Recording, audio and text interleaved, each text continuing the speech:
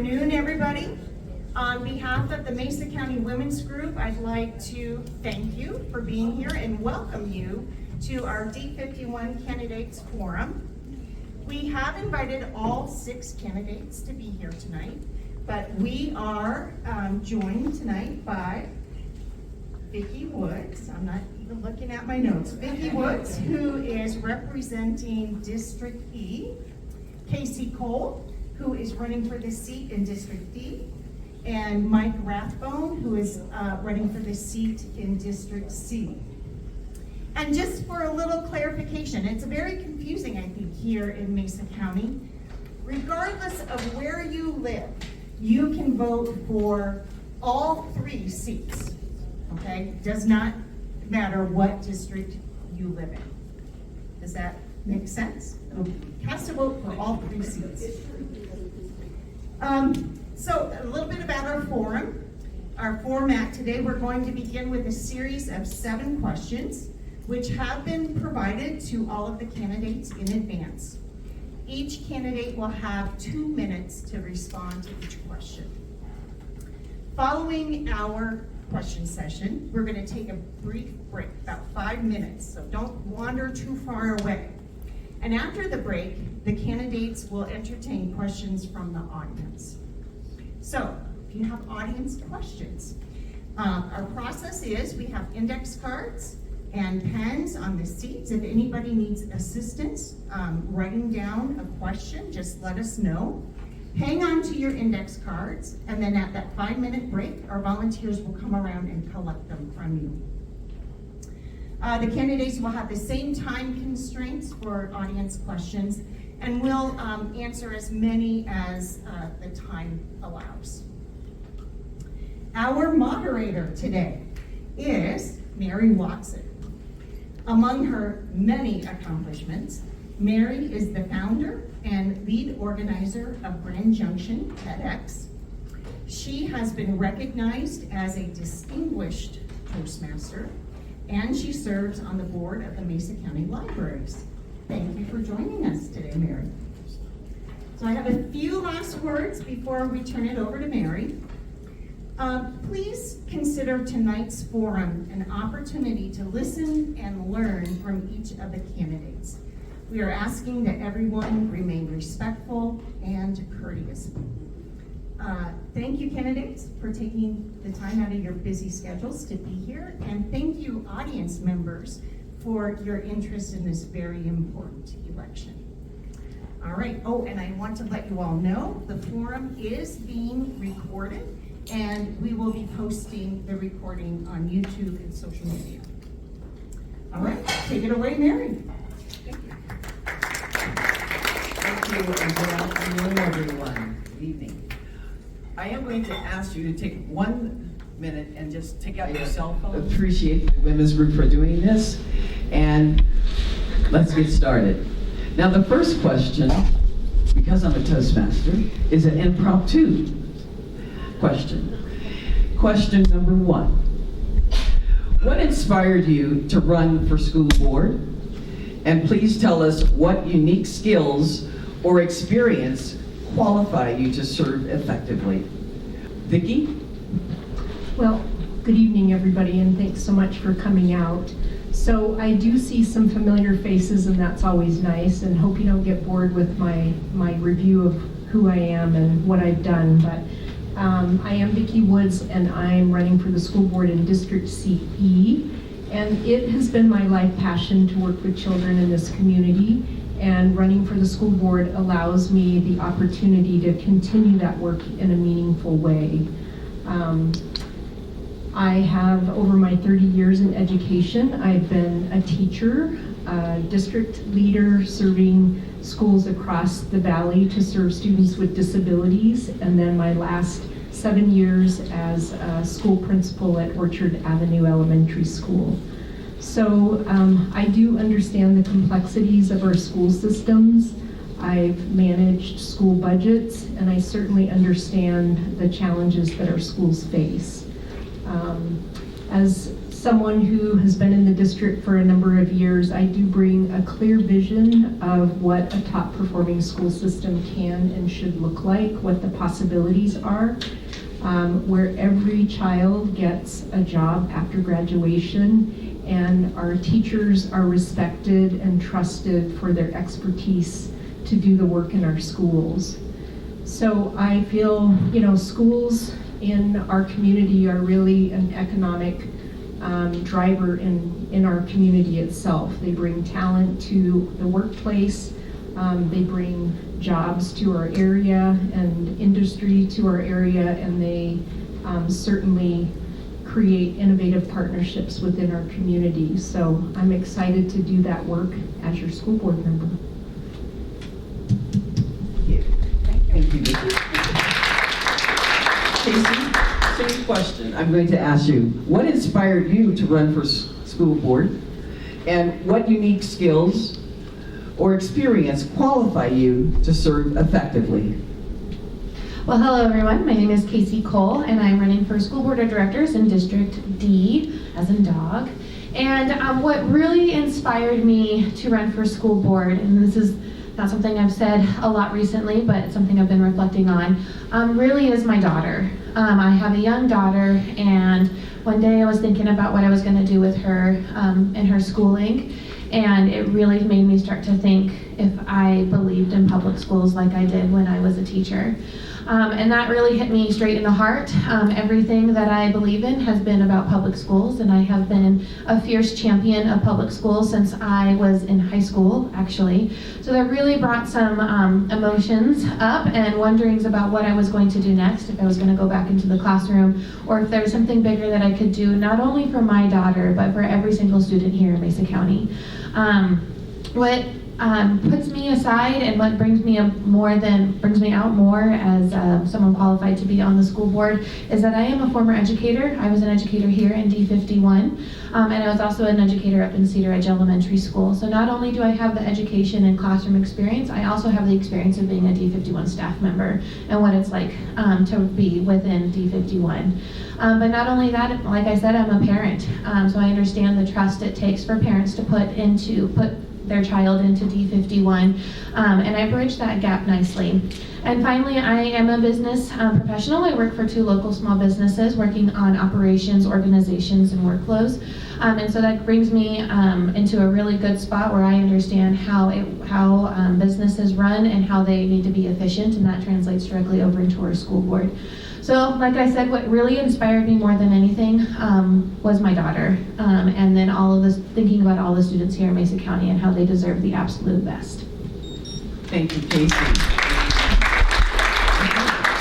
And Mike, I am going to ask you the same question, and you're all the way over there. Again, what inspired you to run for school board, and what unique skills or experience qualify you to serve effectively?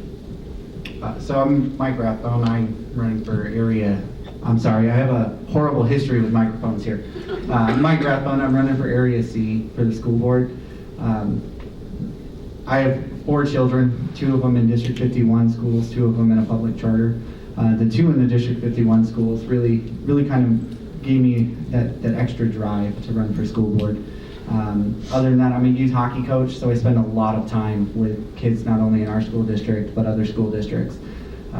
Excuse me.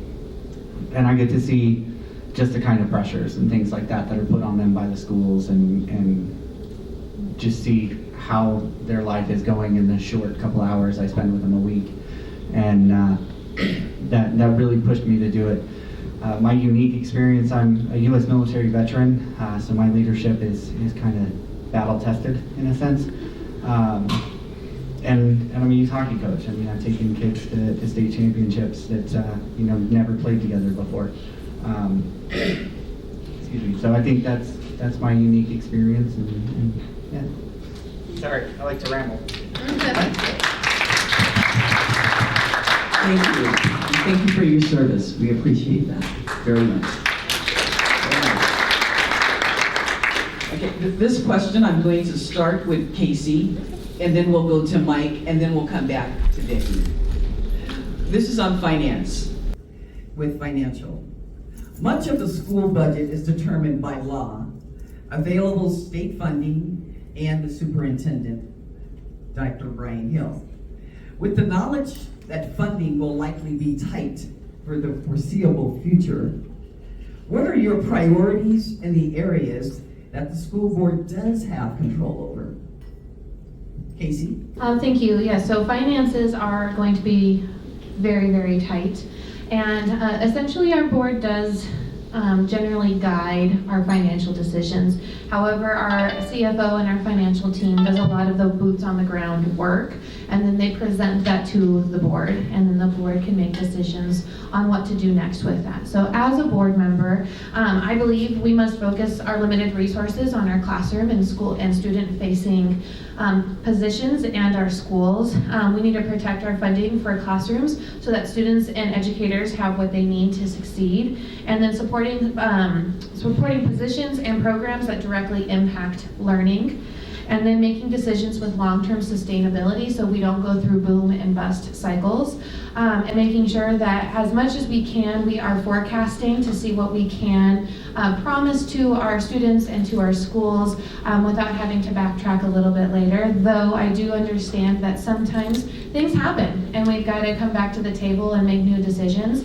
But the more that we bring people in and the more that we create buy-in with those people who are most affected, the more people are willing to work towards a solution. So when I think about what a board can do, yes, we need to protect the positions that are student-facing in our schools, but we also need to make sure that we're communicating and collaborating with all of the folks who are involved so that everyone has a clear understanding of what's coming and what's happening next, especially if we're talking about school closures, layoffs, or anything else that's really hard on our schools and our students and our community as a whole. Thank you, Casey. Thank you. Again, Mike, same question.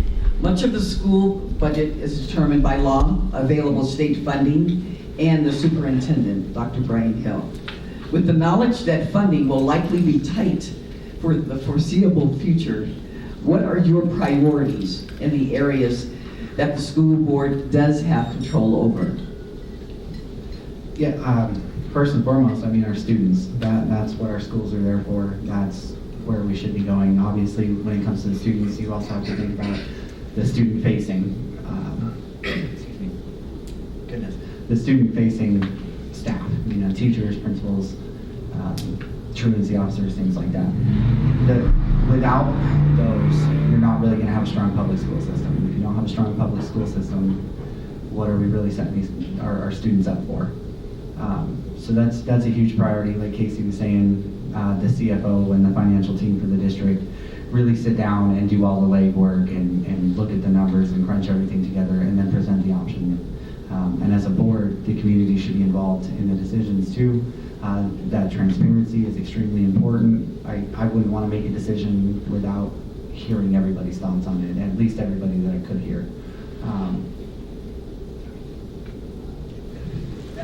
Thank you, Mike. Appreciate that. Now we're back to Vicki.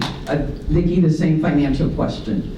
Much of the school board budget is determined by law, available state funding, and the superintendent, Dr. Brian Hill. With the knowledge that funding will likely be tight for the foreseeable future, what are your priorities in the areas that the school board does have control over? Very good. So Colorado schools do have limited options for increasing revenues, which make it essential that we control our expenses within those revenues. When reductions are necessary, they should be made in the areas that are least impactful to the classrooms. As a school board member, my priority is directly correlated to a well-developed strategic plan. These plans should be developed with high-attaining goals and then aligned to our budget. As a school leader, I understood the power of a strongly developed strategic plan, and I feel like that would be the same for me as a school board member. With that said, the strategic plan should include factors like increasing teacher retention of high-quality teaching staff and attracting high-quality school leaders. Both of these correlate to high-performing schools, and that's critically important to me. No doubt meeting any goals set forth in a strategic plan will be critical for a school board team. And since I have a little more time, I'm going to carry on just a moment. Because, I just thought a lot about talking so much about tight budgets, and I'm not someone who likes to think of myself as being a victim to our finances, and that gets really eerie. So I think it's likely that enrollment will continue to decline, and it's critical that we face this reality now, and why we are not looking towards a 5-year, what's it going to look like in 5 years. If we know that enrollment's declining, why don't we start making plans of what that can look like? It would certainly make me feel better as a community. I think myself as a teacher, it's better just to know that we have a plan in place. And I say transformation requires clear vision, intentional planning, and courageous leadership. All right. Thank you. And as there's responding, if you can think of questions that you would like follow up, please write those down, because we will try and go through those at the end. Mike, I'm going to start with you on this one. And this one is right in your book, I hope. And it's all on curriculum. So as far as curriculum, under the current process for selecting curriculum, the school board's only role is to approve or disapprove what is presented to them by the advisory committee. Would you commit to value the experience, the knowledge, the expertise, and time people on the advisory committee and the boards have to defer to their curriculum recommendation? Definitely. They're the subject matter experts when it comes to curriculum. I don't have a leg to stand on, essentially. I can develop a coaching plan all day long, but for a district-wide school curriculum, I would definitely defer to the experts.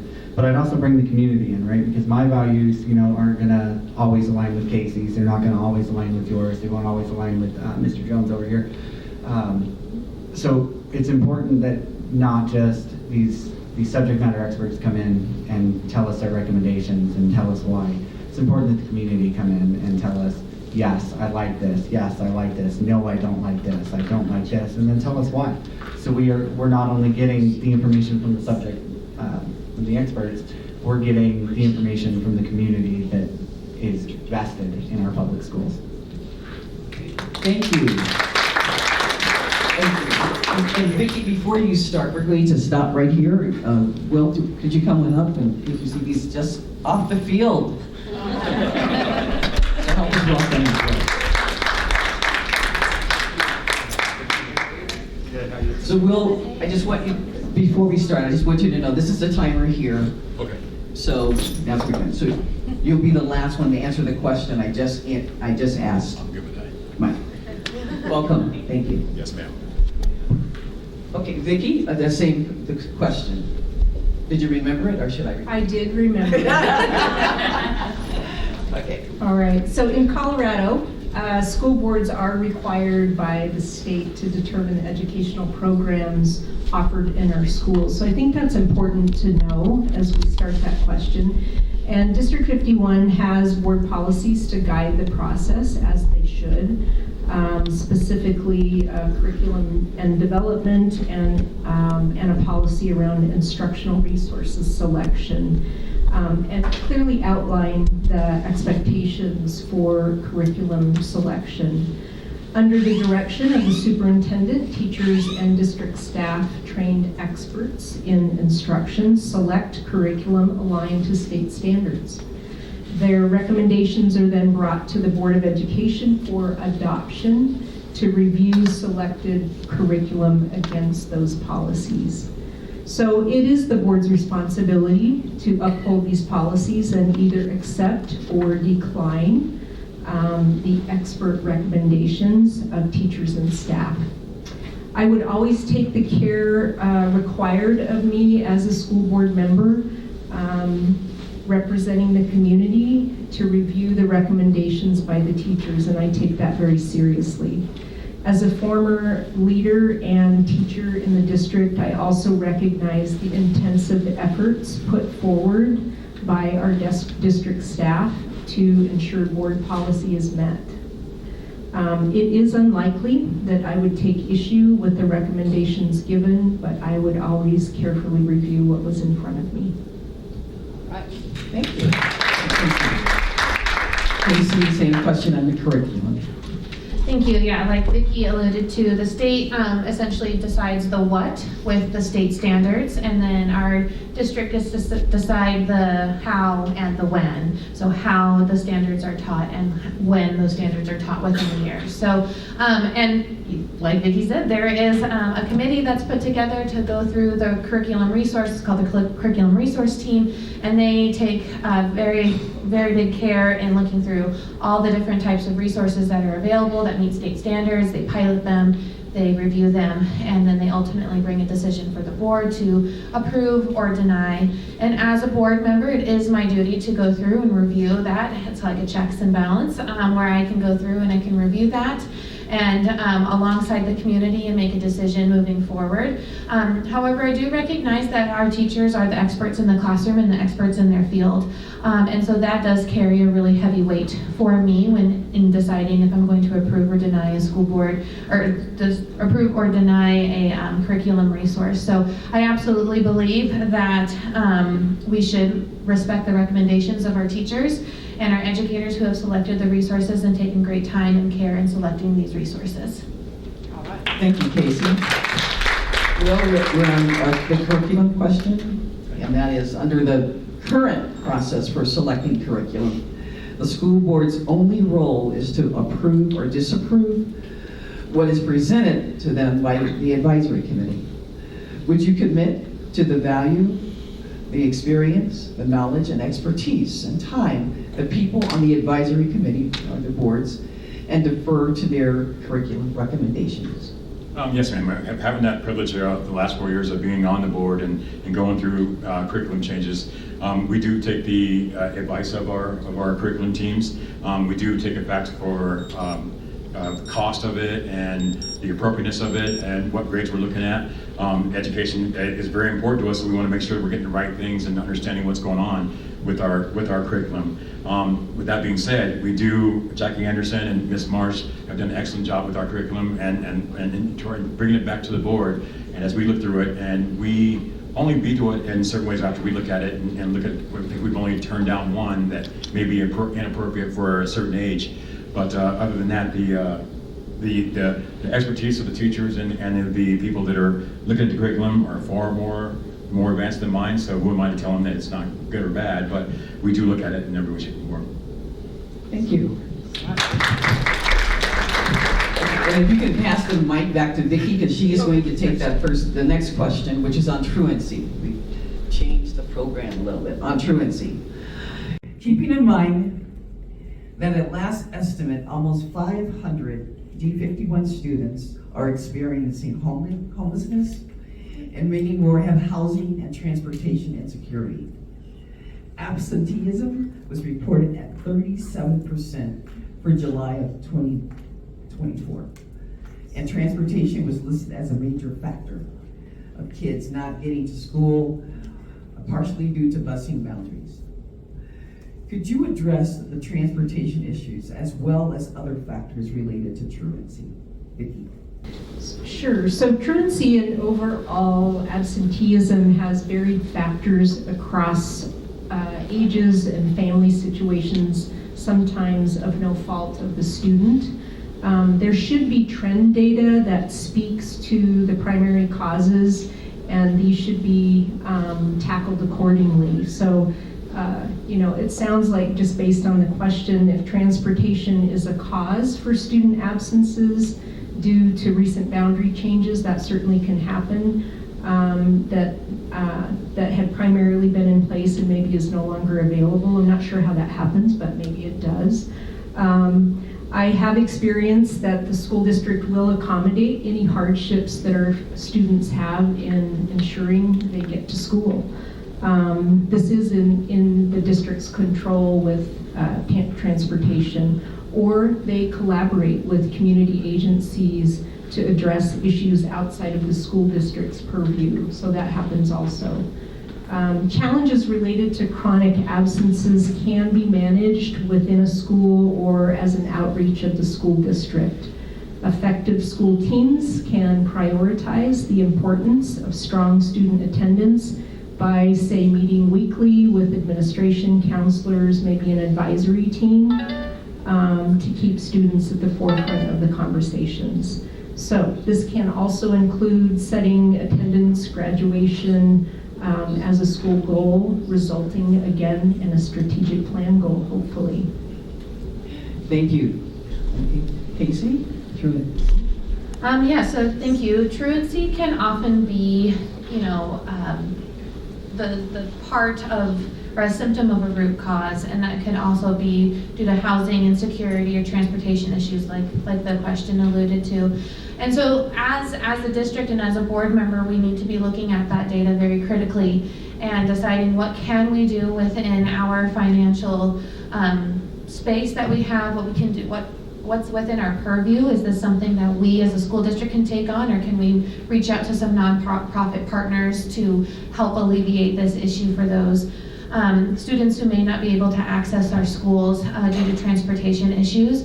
However, it might look even something like looking at our boundary maps or coming to our community to figure out how we can get more transportation in the hands of our students, and how we can reach those students who are hard to reach sometimes, like they don't have a steady home and we don't know where they are, but how do we reach out to them and how do we work with our educators to figure out where they are so we can get them to school.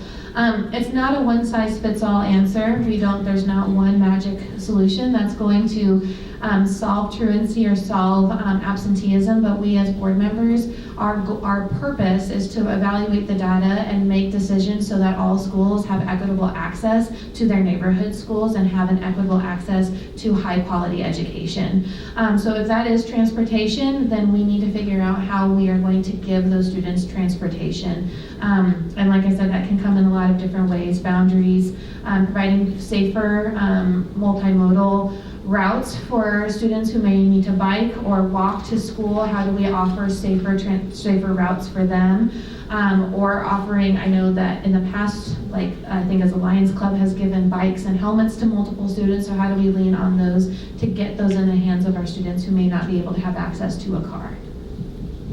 Thank you, Casey. We all get a truancy question. Yeah, so our truancy, we've got to get to the root of the problem, which we started to with various different surveys and things like that, figuring out why our kids are late, why they're not coming in, whether it be something at home, whether they're not eating, they don't have clothes, they don't have two parents, they have one parent. We have a lot of kids there in our district that are one single parents. And we have looked at those, and we're trying to get to, by counseling and more therapists and trying to get to the root of the problem. If it is a transportation issue, then we have created more bus routes and gone and looked at, see the different areas where we might be able to fix things, whether it be adjusting the boundaries for schools or adjusting boundaries for whatever it is, or if we have to add a bus route or two bus routes or three. Our chief operating officer, Clint Trujillo, does a great job at that. He's in constant costs, whether it be the cost of gas is going up, or we don't have the buses, or whatever we need to do. It's something that we constantly look at and take very seriously. So we're always involved in that. We just got a report from Central High School that their truancy rate, their attendance rate is very good. This has been in a while. So just taking the role, or taking the goal from those guys to see what they're doing right, and advancing that to other schools and other districts to see what we can do better. Perfect. Thank you, Will. Mike, same question on truancy. I'm going to sound like I'm beating a dead horse here. Obviously, the bus boundaries, you can always retake a look at that. Truancy is a major issue. And it's coming from me. I wasn't the best student when I was in school, and I try to be better for my kids and make sure that they're there. And like Will was saying, there's a lot of one-parent households around here. For a while, I was a single-parent household, and it's tough. So if transportation is the biggest issue for that, we do need to look. Maybe it's like everybody else here said, look at the boundaries and redraw them. Talk to these nonprofit organizations, see if we can get bikes, see if we can get helmets, and just figure out how to get our students into the classroom. Thank you, Mike. Little, and I'm going to go to mental health right now. So the mental health question. What steps can the school district take to address the mental health issues faced by our community's youth, such as addressing bullying and or preventing self-harm? Yeah, so our youth are facing real challenges, and our schools can play a really important role in prevention and support. I really do think our district should start bringing back some play and recess and open time for our students, especially our youngest students, to have that time where they can learn how to self-regulate, manage conflict, and problem solve in the most natural place that they are born and developed into do that, which is recess and play. However, the reason recess and play has started to dwindle is because we need to maximize our instructional minutes. So we need a certain number of minutes for our students to learn all of the different content pieces. So we as a board need to think about how we can maximize those instructional minutes by possibly reducing class sizes, or at least addressing class sizes, addressing the student behavior that might happen in classrooms that disrupt learning time and take away teachers' time from actually teaching the class. But then also just prioritizing it within our budget. How do we make this work within our schedules that we have, so that our students, who are the youngest, most vulnerable students, have a chance to actually learn how to do the things in life that they are required to do in the most developmentally appropriate way. And we do know that play, recess, outdoor time, and free unstructured play, more than anything, is where our students learn how to regulate, and that's where a lot of mental health comes from. It can come from, trauma, it can come from home life, it can come from lots of different places. But we do know that play is the true work of childhood, and that's where they get a lot of the work done in their mind and their bodies. And so the more we can create a more wholesome environment for our students, I think the more mental health will skyrocket. But that doesn't mean that we take away all the other supports at middle and high school levels, prioritizing counselors and therapists and those types of supports, and our nonprofit supports as well. Thank you, Casey. Well, the same thing on mental health issue. What steps can the school board take, or the school district take, to address mental health issues faced by our community's youth? That's a great question. About 4 years ago when I ran on that I wanted to try and improve those things. And in that time, we have had more wellness surveys and things like that, where kids are afraid to tell an adult how they feel or tell their peer how they feel. So we have these wellness surveys coming out to talk to the kids to, they have to tell us, if they're feeling they want to hurt themselves, how they're feeling at school, if they're being bullied. We have more programs. We have Watchdog DAG now that's been in a couple of different schools that we started in elementary school. We had one in the middle school last year, and we're going to extend that to where if a kid feels unsafe, we have a mentor or somebody that's not a teacher or somebody they could trust to come out and talk to them and keep our kids safe. We have the two clinics, one in Junction and one in Central, the wellness centers, that have mental health therapists in there that help our kids. If they don't want to talk to a counselor in the school, they can go over to the mental health place and talk to those guys and talk to a trained therapist. More programs for our kids, whether it be sports or whether it be plays or drama or choir, more outlets for our kids. We've noticed that if we keep our kids busy and keep them, tend to keep their minds off other things, and they understand what's going on, and it tends to keep them out of trouble. And we've noticed that the simple things, our parent accountability classes, where if we're having problems at the home, we talk to our parents about what's going on at home, how to take care of your children, whether it be race, whether it be whatever. It's a parent accountability group where you come around, you talk, and you figure out different ways to handle them. So if you're having a problem at home controlling your child or talking to your child or whatever behaviors, you have other parents to talk to that have that accountability to be able to help them out. So I feel like the more programs that you create, the better off our mental health will be. Thank you, Will. Mike, same question on mental health. So I actually really enjoy this question, and it's not for any other reason than there's this stigma around mental health and saying that something's not right. I suffer from some mental health issues myself, and it took a long time after I got out. I think Will can attest to this because he knew me before I got the help. I wasn't super pleasant to be around, and it's just that stigma. we need to get rid of that stigma. It's okay to reach out for help. That's the biggest thing. Like Will had said, we have the Warrior Wellness Clinic at Central High School and the Tiger Wellness Clinic at Grand Junction that provide low cost, not only mental health services, but also physical health services as well. So those are great. I would love to see them at least in every high school. Excuse me. And then the other big thing is knowing what to look for. Everybody's going to have a tell. I mean, I have one. I'm sure if Will's having a bad day, or Casey or Vicky, I don't mean to pick on you, Will. I'm sorry, you're just sitting right here. Is having a bad day. Something about him is going to be off, and you need to be able to identify that. That way, you can sit down and say, "Hey, something's not right. Do you want to talk to me? Do we need a counselor in? Would you like to talk to the mentors?" Anybody. It could be a friend, same age.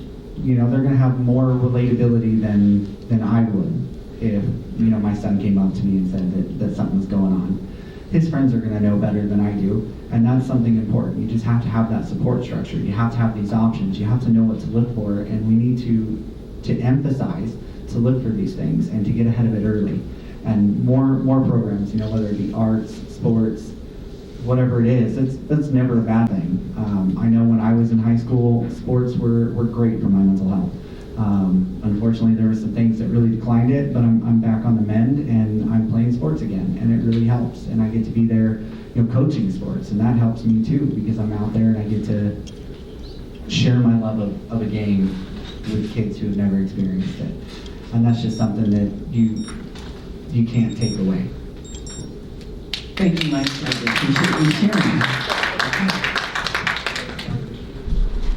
So yes, mental health, what a critical need in our community and far beyond that.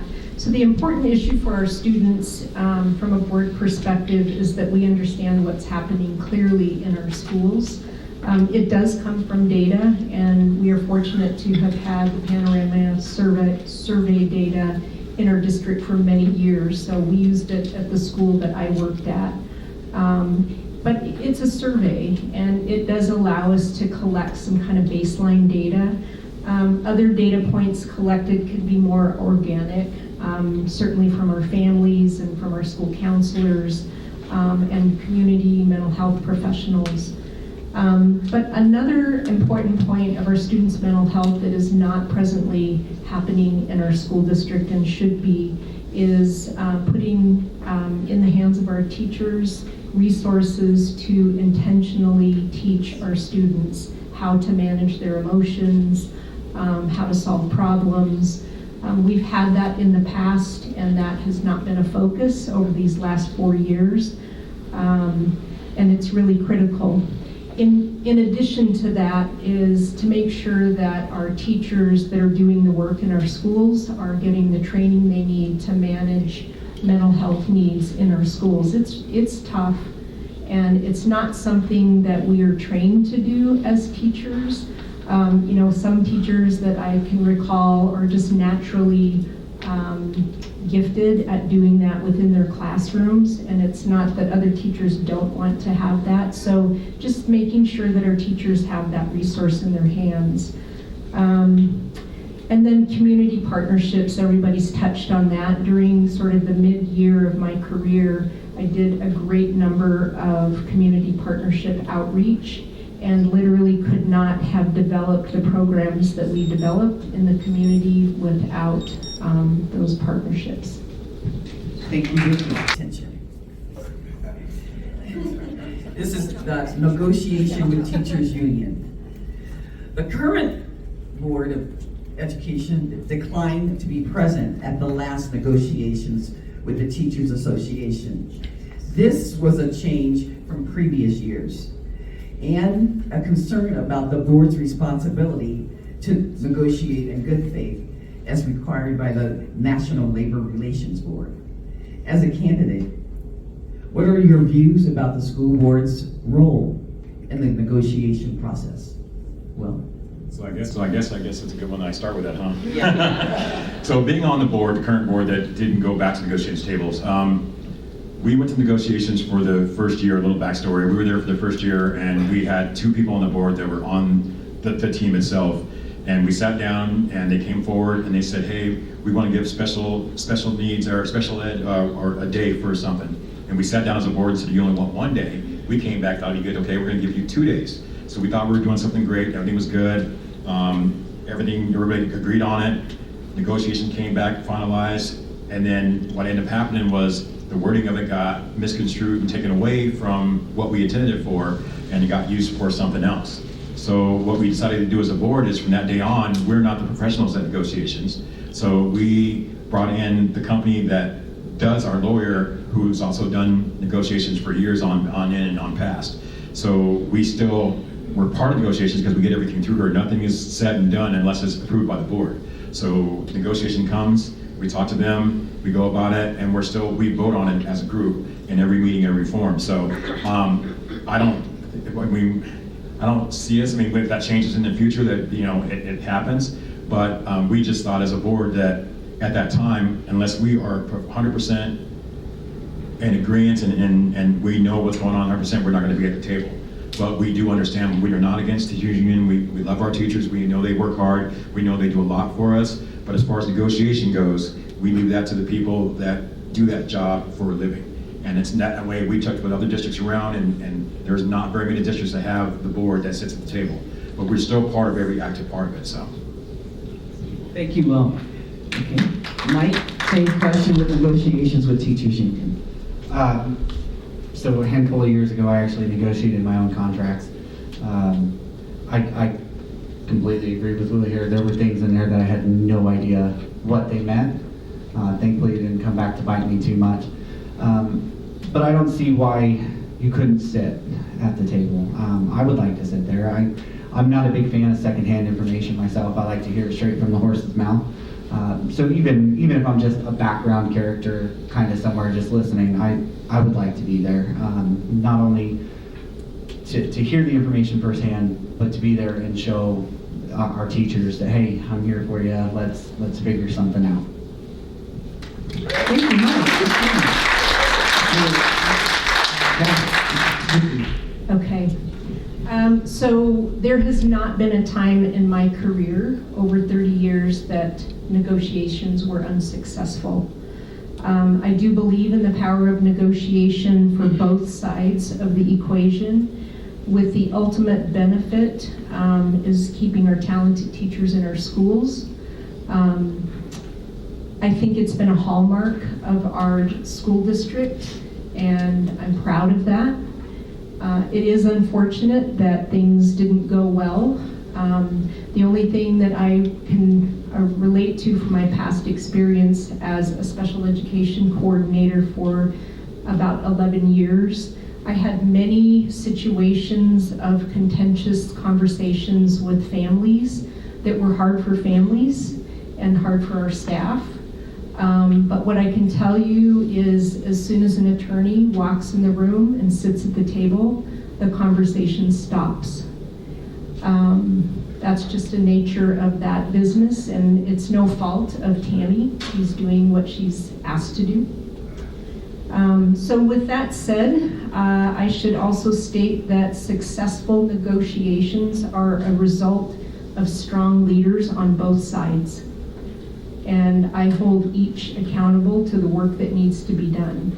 So I won't go back and say who's at fault, but what I will say is, going forward, we need to make some new pathways to honor our teachers' voices.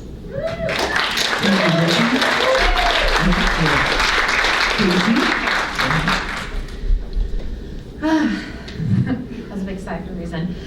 So I really do believe that our school board has an obligation to engage in negotiations with the Teachers Association in good faith, if not just for the negotiations process, but for presence and building rapport and respect with our educators, the people who are in front of our students each and every day. How we treat our staff and our educators affects morale, recruitment, and retention. While the superintendent and his staff often do handle many of the logistics, the language, and the background work, the board should be present and engaged in negotiations by listening and showing respect for the voices of our educators. And I firmly believe that collaboration, not distance, should define the relationship. For many years, like Vicki alluded to, there has not been an unsuccessful negotiations. Now, that's not to say that things were not hard, and that's not to say that people disagreed and that we got it wrong sometimes and had to go back and fix it all. It happens.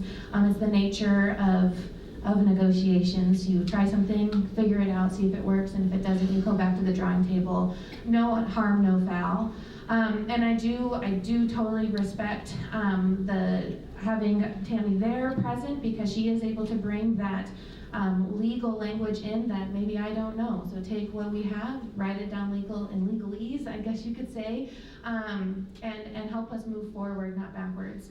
And so as far as negotiations, if as your elected board member, you know I'll be there. The last question comes from a primary school teacher who understands that K-5 is a vitally important time for student learning, especially reading skills. Given that there was a decrease in the budget for classroom aides in elementary schools, would you support a financial decision to return primary reading and math aides to the classroom? Yes or no? So we're looking at a really tight budget, and the numbers on the tight budget are projected to go out to at least 2030. And that's the age I coach. I do 12U, so 11 and 12-year-olds, and then I do 10U, so 9 and 10-year-olds. And it is a very vital age for learning. 100%, I couldn't agree more. If you can find the room in the budget to bring them back, I would highly encourage it. If we can't, what's stopping us from bringing somebody from the community who knows more about reading or who knows more about math, who can just be there and help these kids out? And I'm sure Will can tell you the same thing as a coach, that a lot of times all it takes is just one person in that student's corner, and that student's going to thrive. So if we can't find it in the budget, I'd like to see more volunteers, more members of our community coming out, helping our kids learn reading, helping them learn writing and math and whatever else they can help with. Thank you, Mike. Okay. Let's go to Vicki. Maybe same question on teacher support and reading skills. I always say this is not a popular question to have, because it's a hard conversation, knowing that I was there when we took reading aids out of the classrooms, and I was a building principal then, and yeah, it's hard. There's no argument that additional support for our young students is critical, no doubt. As a building principal, I always started by ensuring that effective teaching practices were in place in the classroom, that teachers knew how and when to do differentiation for our young learners, because those are the things that you want to have in place before you look at paying for additional supports.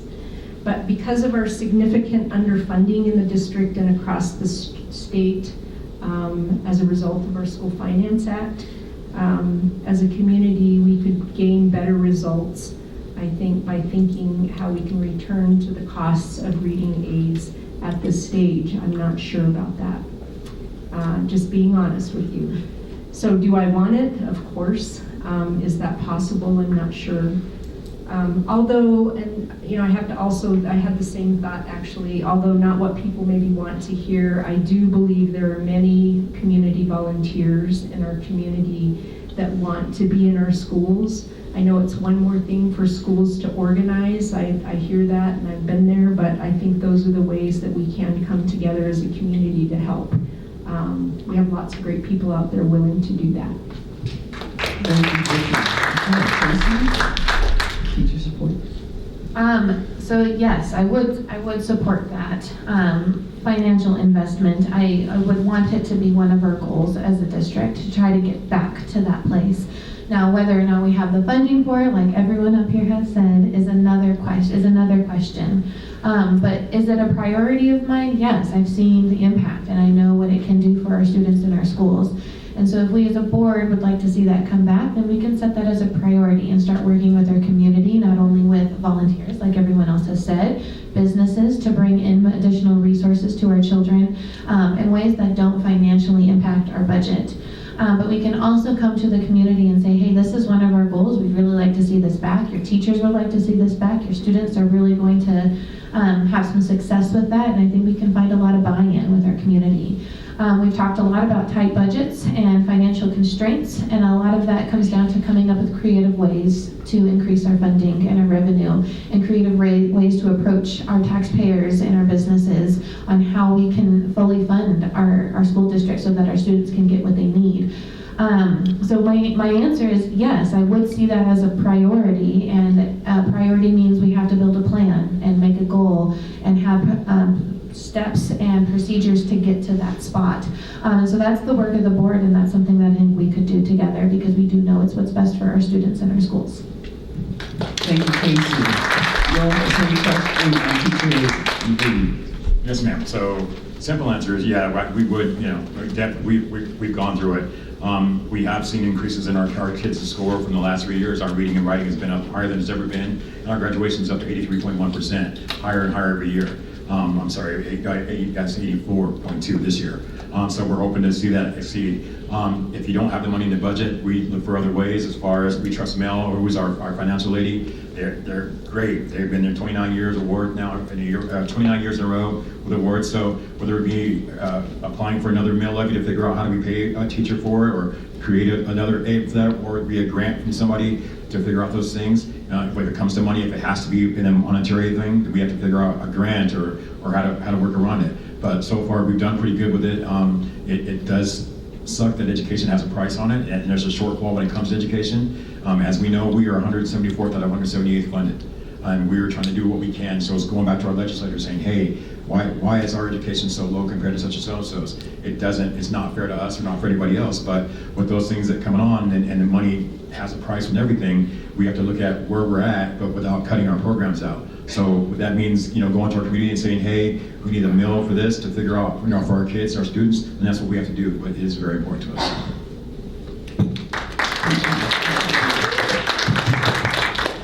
Okay, that is the first section of our presentation tonight. Please give our candidates a hand.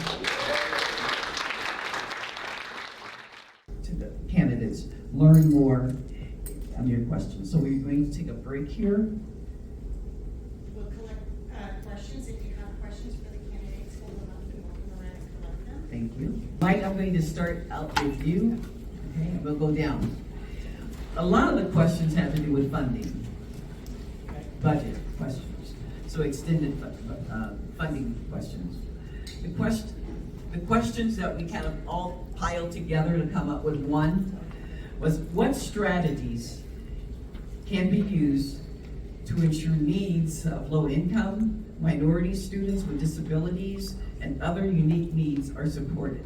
The question is, what strategies can be used to ensure the needs of low-income, minority students with disabilities, and other unique needs are supported? Compliance would be a good place to start on that one. Excuse me. So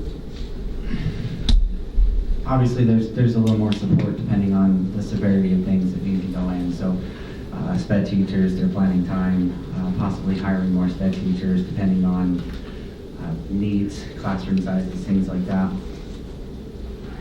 And obviously it's a huge, not necessarily undertaking, but it's a big deal. All the students need to feel supported, and that's not just like our high achieving honor roll 4.0, definitely going to an Ivy League college students. That's all of them, to include students like I was. I graduated high school by the skin of my teeth, quite literally. But there wasn't a point that I didn't feel supported. So that support system is what needs to be there. That needs to be that ADA compliance. It needs to be SPED teachers that know what they're doing. I'm sorry, am I being really quiet? I haven't heard about Oh, I apologize. So you just need to support that entire student, regardless of any special needs, obviously different things come in. Excuse me, like I said, with that ADA compliance, special education teachers. But at the end of the day, they're students. You support them like you would any other student, and you make the modifications that are needed to fit their learning styles, their disabilities, and to overall just help them get to school and help them thrive in school. Thank you, Mike. Thank you. Okay, let's go down to Vicki. Vicki, I'm going to ask you the same question. Okay. Did you write it down? I didn't, but I wrote my answer down. Okay. Again, the funding, lots of funding questions. Budget. What strategies can be used to ensure needs of low-income, minority students with disabilities, and other unique needs are supported? Yep. All right. So what strategies? Well, our federal government is where we get funding for low-income students in special education. So really, to be pretty frank about that, then we need to advocate with our representatives who are serving us in the federal government about continuing to make sure that we continue to have funds for kids. So it's kind of an easy answer, and it's sort of a quick answer. There's also many laws around special education that will not go away. It's been with us since 1975, and we just need to make sure. I would be more concerned really about our low income, which those are our title dollars, getting cut, and that those ebb and flow every year.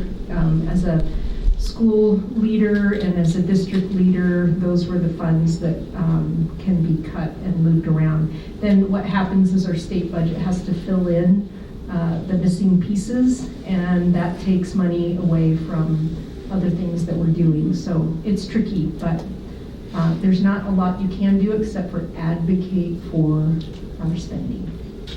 Thank you, Vicki. Did you want me to repeat the question? I think I got it. You think you got it? We'll see the answer, right? Yeah, so strategies to provide, the way I hear this question a lot is how do we provide equity to our students who may not have access and opportunity as a typical child may in the world. And like Vicki said, Title I dollars, those are the dollars that go to our students who are low income or meet a certain threshold in income. For free and reduced lunch, and that is additional dollars. So yes, advocating to ensure that all of those dollars come to our schools, into our classrooms for those students, and that they are spent wisely and well. A lot of the title dollars are allocated to the schools, and then the schools kind of get to choose how, or the principals get to choose how those dollars are spent within their school. And it's same with the full-time equivalent. The principals do have quite a bit of autonomy within parameters, obviously. So how can we, as a school board, encourage our principals to use their dollars in a way that really helps our students grow and learn? I would also like to think about advocating for funding for caseload and workload rather than number of students, because right now we're not really funded by the number of students that are within that workload or within that caseload, and often it's just like it's like a bar. And so I'd like to advocate for that a little bit more. And then recognizing that equity is getting what every student needs to be successful, and that's not the same as equality. And so what may happen in different schools and different classrooms may look different depending on the students that are in those schools, and bringing that communication out. And then also leaning into our READ Act funds for our students who are reading well below grade level. Those often go hand in hand with our students who are low income. Sometimes they also have special education. So how do we layer on these services together to make the most bang for our dollar? Thank you, Casey. Well, as the other two ladies have said so far, our Title I is just looking to see where we're at with those, how we're spending those, how the principals are spending them, looking at our free and reduced lunches, making sure that our kids have their 504s, that their IEPs all up to date, making sure we're following up with them, making sure everybody is doing, whether it be the therapist, the teacher, the lunch lady, or whoever it is, making sure all those things are being followed and checking on our student currently. And then just advocating for more, hitting up our lobbyists and saying, hey, this is where our funding is, this is where we're struggling at, whether it be reading, writing, no matter where it's at, we look at those lobbyists and say that we deserve the same things as the higher funded schools and keep fighting for those. Thank you, Will. This is our next question. And Vicki, I'm going to ask you to, again, a budget question. Given the tight budget, how would you counter the pressure to allow vouchers for private schools students, or how would you try to attract students back to public education? Not sure I completely understand the first part of that, so I'll just answer what comes to mind. Bringing kids back to our schools means that we have a really strong school district. That means that across the state, people say we need to be in District 51 because they're high performing, they're producing opportunities for kids to graduate and move into the workforce or college. That's how we get people here. We are honoring and respecting our teachers in their compensation and support. We have strong leaders at every school site. That's how we get kids to come to our schools. We have, our behaviors in our schools are under control. We have the supports needed for our schools. That's how we get kids here. And I'm a public school fan, and I always will be. I also will say that I think that parents should have options within our school district. I'm a proponent of, we chose 2 different schools for our kids when they were in elementary school because we felt like that was what was best, and we were fortunate to have that option. But we can do better. We can do better in our schools, in our school district. So that's all I have to say about that. Thank you, Vicki. Casey? So when it comes to vouchers, what I have learned so far in the history from other states that have adopted them doesn't seem to have the impact that the plan was meant to have. Students who were low income were offered vouchers, but there were other barriers to those students being able to access the schools that they wanted to go to that the voucher did not cover. So I think perhaps at its current state, it's a little not quite there yet. It's still under construction, but I also believe that if anyone is receiving public education money or public money, that they are also beholden to the public and taxpayers, and that we have all collectively decided these are the base rules and regulations that public education and public dollars are to be awarded to, and so anyone receiving those dollars needs to also abide by those rules and regulations. If someone chooses not to follow those rules and regulations, they are more than welcome to do that. That is all within their right within the United States of America. However, we all collectively have decided as a society that this is where we believe our public dollars should go to. When it comes to, I totally forgot the last half of that question. Oh, bringing kids back into D51. I got it, I remember. Like Vicki said, we really do need to bring innovation into our school district and make sure that our parents and students feel like they can be successful in our school. I had a moment where my daughter is a performer. She loves to sing, she loves to dance, she loves to do art, and I want to make sure that whatever school she goes to can provide those kinds of things for her, because those are her talents. And I believe that every family should feel empowered and have access to go to the types of schools that are going to keep those students successful. So how do we bring innovation back into our school districts so that our parents feel proud to put their children into our schools, and that each child is successful in their own unique way? Thank you, Casey. Yeah, so I'm going to go ahead and attack how to attract kids back to D51, and I believe we've already started doing that. We've increased graduation rates, as I said before. We've gone up from from 80s to the high 80s%. We have enhanced reading curriculum. We've improved academic outcomes. We have 18 schools that are at performance, and we haven't had that in a long time before. And we retain our teachers. We retain teachers that have been are quality teachers. Like I said, our graduation rate's good, and we just look at how to keep them in the system. Thank you, Will. Okay. Mike? Oh, wait, I forgot the first half of the question. Could you repeat, please? Yeah, you can do it either or, but the first half of the question is, given the tight budget, how would you counter the pressure to allow vouchers for private school students? Or how would you try to attract students back to public education? Okay. Well, I have a little bit for both, if that's okay. So the vouchers to a private school, obviously that's public school funding going to that private school, so it's going to be totally separate. It may not align with everybody in the community's interest, and that's where those dollars should go, is somewhere neutral that aligns with interests.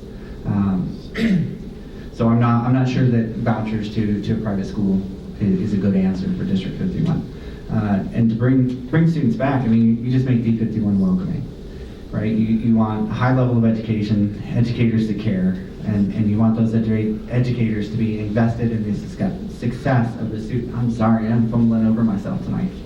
And when I say invested in the success of the student, I'm not talking the 9 months that they see them.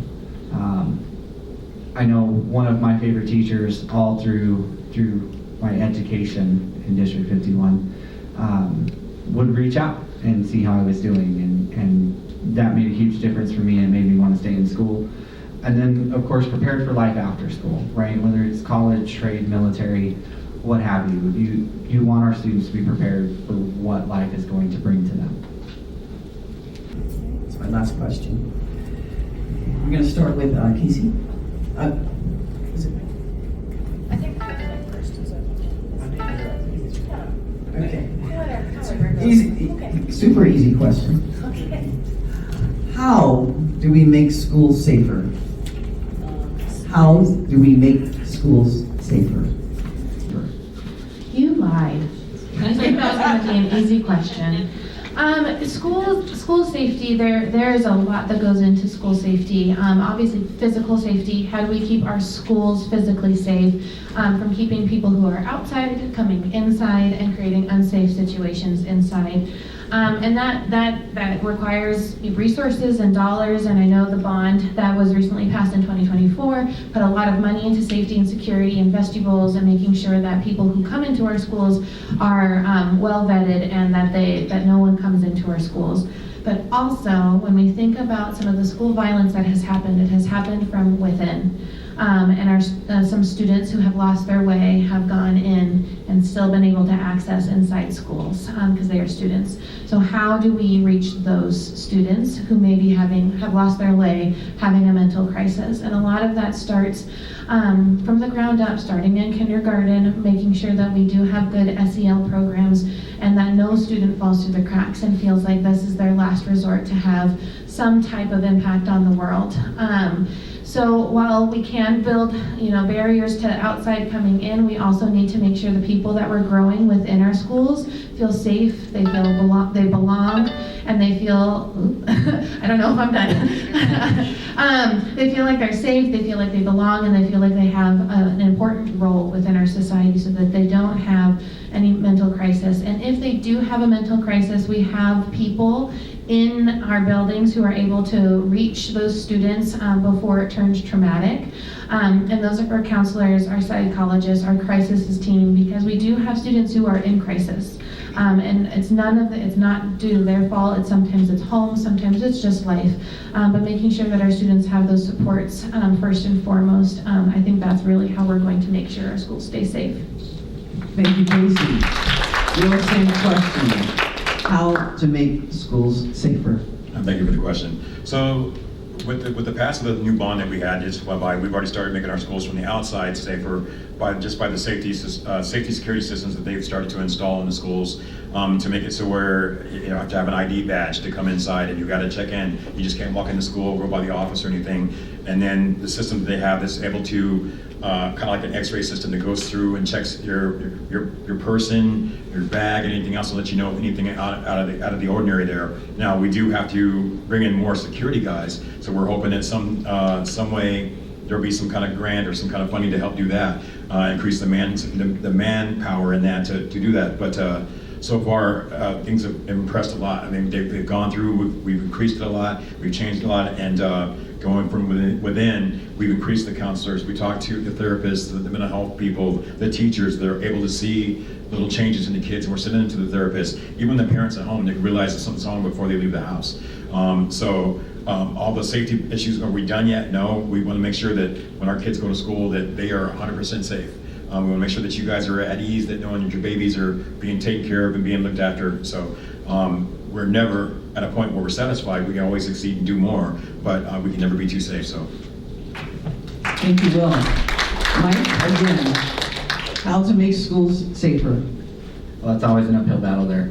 I spent a good portion of my life doing things like that. Not necessarily for schools, but Fortune 500 companies, individuals, things like that.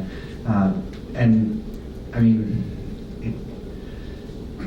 it's just an uphill battle. There's no real end in sight, because as technology changes, the need for security is going to change too. What the district is doing is, the board has been doing is great. I've seen it at both of my youngest daughter's schools. Definitely makes it a little harder to pick them up when they're sick though, but I understand and I appreciate it as a parent. So to keep our kids safe, it starts with where we're at, and we always build. You work in concentric circles. We started a little off, in my opinion, which is fine, but mental health. We start with the mental health at all levels. We keep the counselors, we keep the therapists, the psychologists. The Warrior Wellness Clinic, Tiger Wellness Clinic is great. And then we work on the outside, the perimeter of the school, which is currently being done. And then we look at, like Will was saying, they're looking at increasing the manpower of the District 51 security. And yes, that's great, but you also have to think about increasing their training, increasing their understanding, increasing their recognition of threats and things of that nature, so that not only are the schools a little safer, but our security is safer as well. Thank you, Mike. All the way home, All the way home. Vicki, how to make schools safer? Yeah, so that really takes, I think of it in two ways. One is our structures and our environment in our schools, and then what's happening with students' behaviors within our school setting. So I was just making note, I was trying to find the date, but it kind of doesn't matter. It was around 2013, 2015. We started working on safety in schools at that time. So building and putting structures in place in our school district has been going on for quite some time. It didn't just happen in the last 4 years over the new mill levy override, although very helpful, and we'll continue to do that. We have very old buildings. It's a challenge to constantly upgrade systems in our buildings to ensure that everyone can be as responsive as possible with our community agencies and with our own staff. And then the second thing that is not being talked about right now in our school district is the behaviors in our classroom.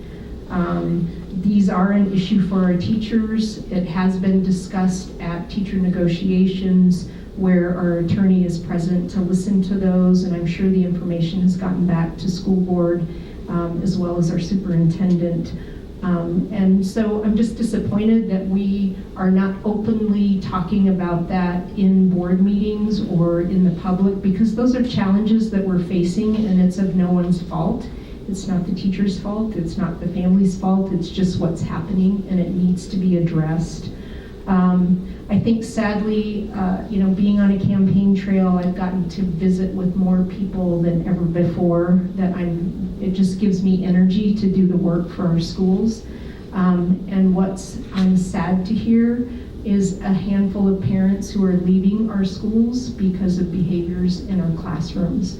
So it's, again, it is not to say it's teachers' faults or families' faults, but something needs to be done. And that is part of safety in our schools. Thank you.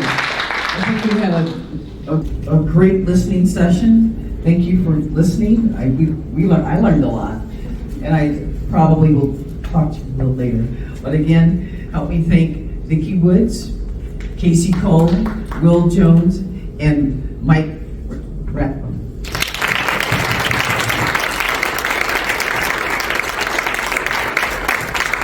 Thank you very much, Megan. And we apologize to anybody who had a question that didn't get answered. We had a lot of great questions, and we tried our best to condense them and address the ones that were most commonly provided. We forgot to tell Mary that we were going to have 2 minutes for each person to give a closing statement. So I apologize, Mary. Go for it. And thank you all for your patience. So who is up first? I can go first.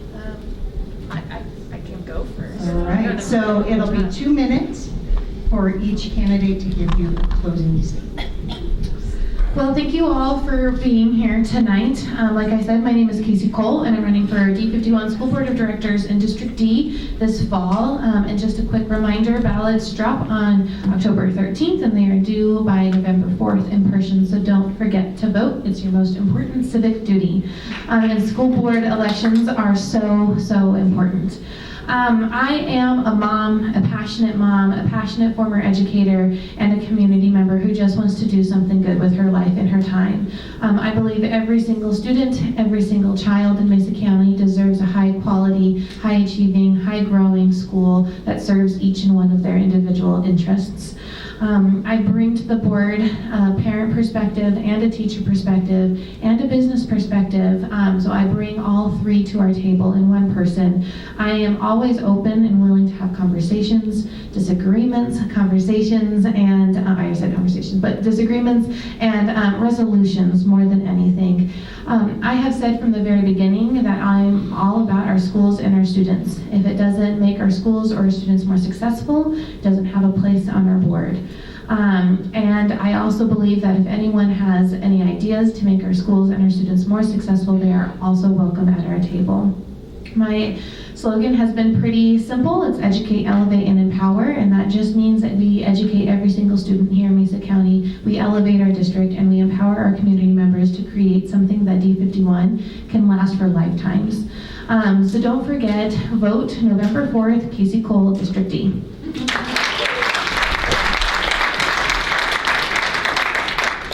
All right, my name is Will Jones. I'm the current board member in District D, and I'm running for re-election. Thank you all for having me here this evening. I apologize for being late. I was leaving the football field. But I'm also a parent. I'm also a dad. I'm a husband. I'm a counselor, a therapist, a football coach, you name it. I'm almost wrapped up in one. I've been on the board for 4 years now, where we've had a lot of great accomplishments. We've created financial stability and increased reserves. We have improved academic outcomes. We've enhanced our reading curriculum. We've increased graduation rates. We had policy transparency, community engagement, policy review and updates, and we completed Grand Junction High School project on time and under budget. We've also had a cell phone policy application it's almost going nationwide now. We've had passage of bond and mill levy overrides initiatives, and we've onboarded procedures for our new board members. And we've also created district accountability measures. I'm a man who said I was going to I've been in schools. I'm not making decisions from behind a desk.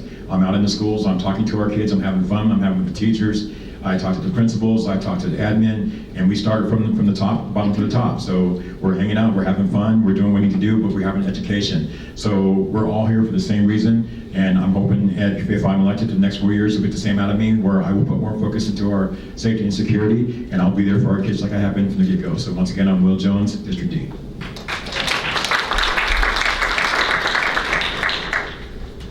Thank you for coming out tonight, and thank you for having us out here.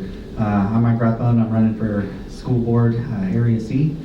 I bring a very different perspective than all the other candidates sitting here tonight. I'm coming from a background in the United States military. After that, I was a private military contractor, security contractor. I worked for Will for a little bit in security as well. So we go back quite a ways. But with that being said, I don't disagree with everything that the board is doing. They're mostly agree. I just have a different idea for our schools. I have a different path to get there, and I would like to see that path come to fruition. I'm a dad. I have 4 children. As I had stated, 2 are in a public charter and 2 are in District 51. And I'm very vested in all of our students. I'm a coach as well, so I spend a lot of time with our students in this district, and I get to see their worries right after school when they get to come see me. I get to be that counselor. I get to be that ear. I get to be that supporting adult in the corner, and I would love to do that for all the students in our district. So again, I'm Mike Rathbone. I'm running for Area C, and I hope I have your vote in November.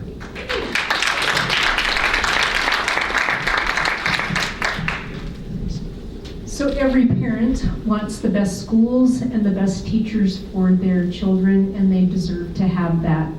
My husband and I both raised our children here in the Grand Valley. They attended and graduated from District 51 schools.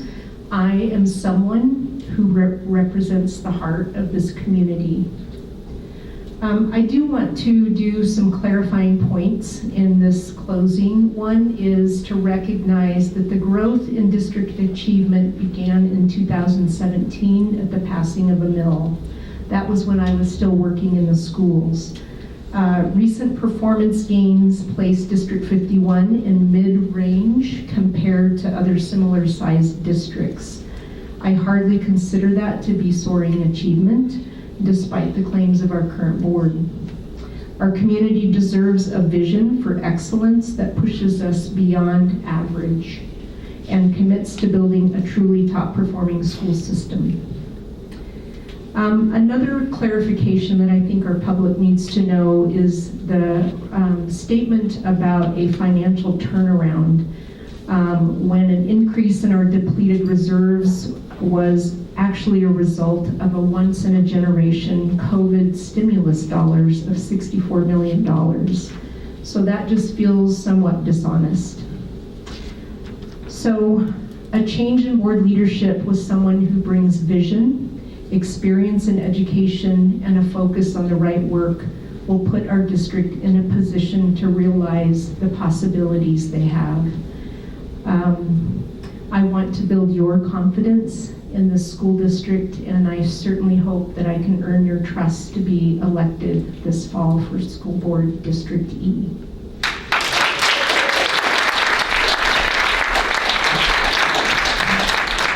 All right, thank you very much, each of you, for making time to be here, for answering everyone's questions. I again apologize. If you had a question that didn't get answered, feel free to reach out to the candidates. I'd be more than happy to talk to you. If you didn't see, there's some candidate materials in the back of the room. They will also, I'm sure, accept donations for the campaign, if anyone is so inclined. And also, if you feel inclined to volunteer for any of the